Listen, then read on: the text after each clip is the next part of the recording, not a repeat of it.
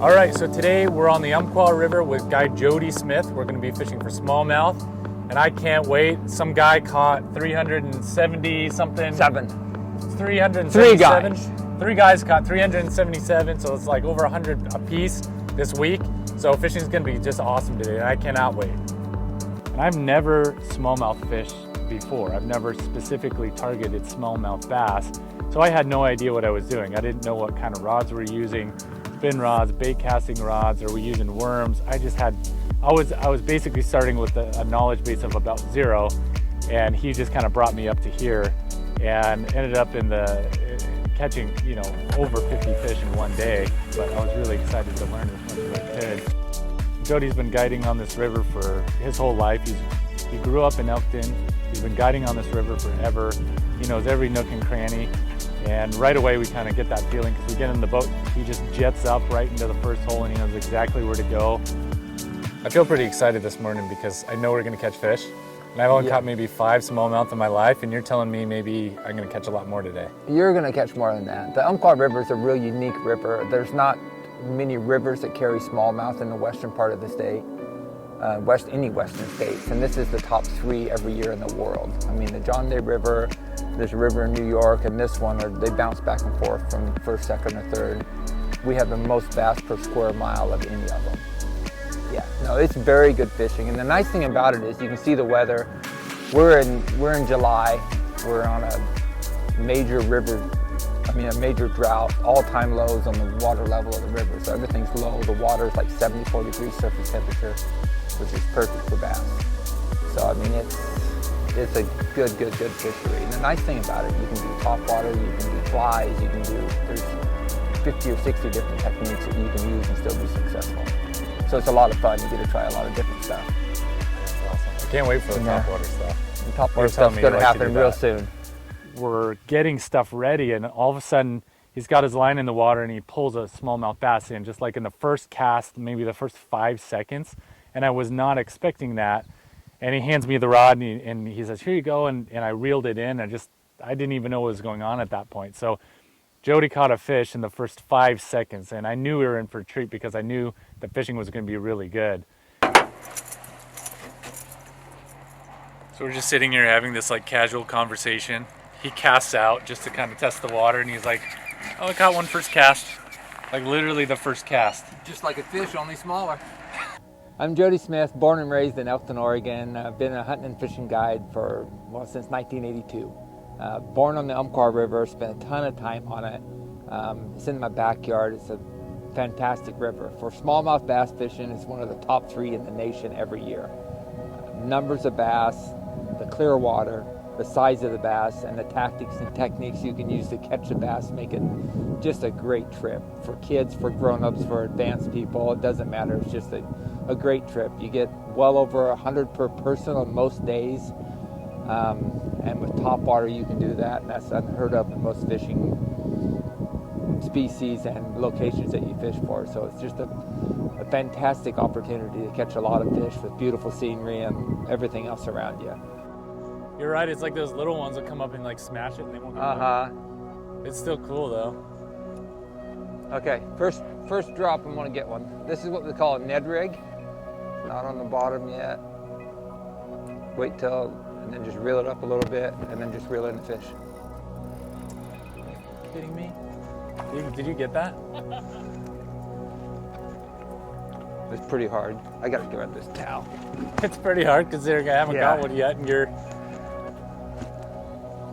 So you're cast it out, and very softly just kind of twitch it. You see how the bait's just kind of going back and forth like a wounded minnow? Yeah. Bam. Missed it. No, I didn't. We're in the nursery here, though. Dude, that's so crazy. What you? How many of you? There's 4. Are you gonna let your clients? Well, maybe after a while, after I get tired. Oh my gosh. But this works really good. This is a little steelhead, Gamakatsu steelhead hook, and they like that orange. What do you got going on there? Oh, I thought it was a fish. Okay, so I showed you how these work. I'm done. Wake me up when you catch one. You might be sleeping for a while. So this hole here, there's hundreds of them. Yeah, give me 7 seconds. I'm counting. Oh, right now. 7, 6, 5, 4, 3, 2. So you can catch them all day like this. But we need to get some size. That is just... This is for kids, they don't have to do anything. I mean, it's not a lot of casting. A lot of the old-time bass stuff, you had to impart the action of the lure with the rod action in your hands, so you're twitching. Even with this bait, all you do is reel.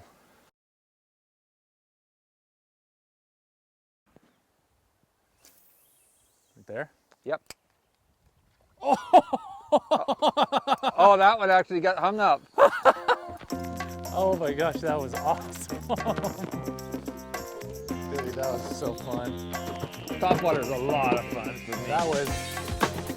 That thing just like hit the top of the water and It's not like a trout, they don't have all that slime, you can just grab them.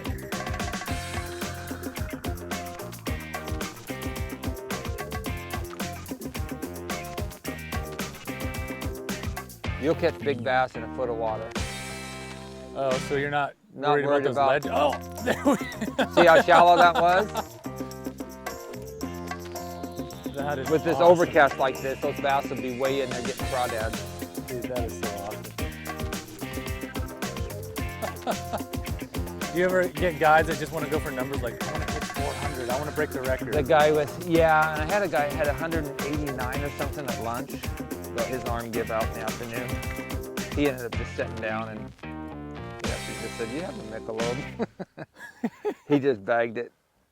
On top of the bass fishing being excellent, the scenery and the opportunity to see animals on the river. We fish a pretty remote part with no private road, all private property on both sides of the river, no roads. We never saw another person the whole day. We typically see elk, deer, occasional bear, but the osprey and eagles are all over the place. And the osprey, of course, eat a lot of bass. That's kind of their #1 food source because they're not like a buzzard or an eagle will eat something dead that has floated up and washed up on the bank. An osprey has to eat something alive. And we had ospreys come 15 feet from the boat, right beside the boat, come down and grab these bass and take it back to the nest to feed their young. It's pretty cool. I felt like I was on a wildlife safari on this trip because we had eagles, we had osprey, and we had these big vulture-like things that he calls buzzards that were kind of buzzing around, and they'd come down and they'd eat the salmon. There was a dead salmon that was kind of floating around, and they take that off, and we got this cool shot of this osprey coming down. And at first it came down and swooped down and it was trying to get a fish, but he came up like empty, kind of flew around. And those osprey will kind of like fly like on a circular pattern to kind of gain altitude and come up and then come down and fly again and go downriver and get that fish. So we got a couple of really cool shots of the osprey coming down in slow motion. That was super cool. It was like a bonus for me as a filmmaker to see that. So that was super cool. And then just hammering on those fish all day, in and out, getting underwater footage, I think was the funnest thing for me. So That's a nicer one though. there's a nice one. Nicer than what we've been getting. But it's not that great big one we saw. That was pretty cool to see that big one. Being raised on the river and fishing for bass for 45, 50 days a year, you get pretty high expectations. Like we typically catch 100 to 200 per person per day. It's pretty average.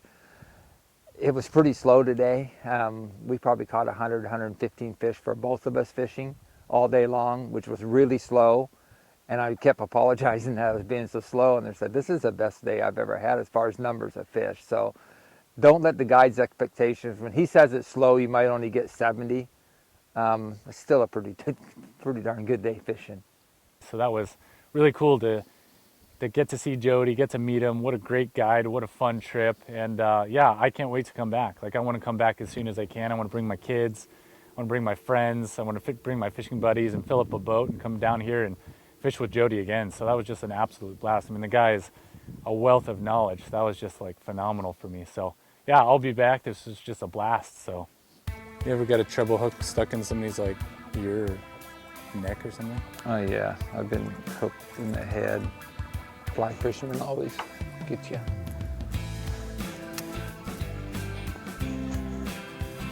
A lot of people come here and fly fish. I almost threw a fly rod in.